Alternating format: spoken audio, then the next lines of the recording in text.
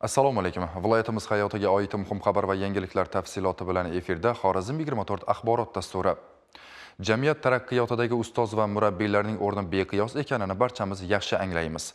Chunki ularning fidokorona mehnati tufayli ajdodlarimiz, biz va farzandlarimiz bilimli, yuksak ma'naviyatli va vatanparvar inson sifatida shakllanib kelmoqdamiz.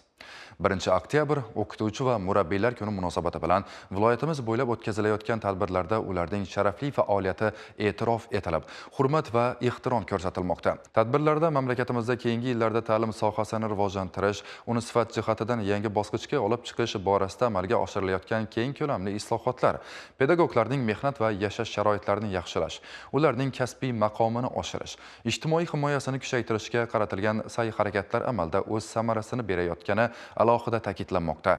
Urganch davlat pedagogika institutida o'tkazilgan bayram tadbiriga professor o'qituvchilar bilan birga kelgusida ta'lim sohasida faoliyat yuritishni maqsad qilgan talabalar, hamkor tashkilotlar vakillari taklif etildi. Tadbir davomida ta'lim tizimida samarali mehnat qilayotgan, yosh avlodni tarbiyalashda katta hissa qo'shib kelayotgan ustozlarga institut faxriy professori unvoni topshirildi. Shuningdek, ilmiy pedagogik faoliyatida yuksak natijalarga erishgan professor o'qituvchilar ham e'tirof etildi. Bu kasb egasi bo'lganligimdan, talabalarga, yoshlarga sevimli ustoz bo'lganligimdan juda ham xursandman.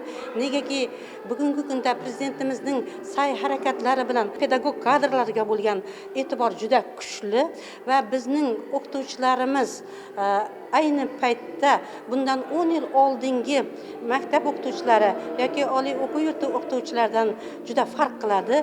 Barcha shart-sharoitlar yaratilib turibdi va ilmiy tadqiqot ishlarini olib borish va pedagog faoliyatni jahon standartlari talablarida tashkil qilish, zamonaviy texnologiyalar, axborot texnologiyalaridan foydalangan holda tashkil qilinishi uchun institutimizda barcha sharoitlar yaratilgan. Tadbirning badiiy qismida talabalar tomonidan kuy-qo'shiqlar, raqslar va sahna ko'rinishlari namoyish etilib, yig'ilganlarga ko'tarinki kayfiyat ulashildi. Mazkur bayram tadbiri ustozlarga bo'lgan ehtirom va e'tiborni yuksaltirish, ularning fidokorona mehnatini qadrlash, shuningdek, yosh avlod qalbida ustozlik kasbiga mehr va sadoqat tuyg'ularini yanada mustahkamlashga xizmat qiladi.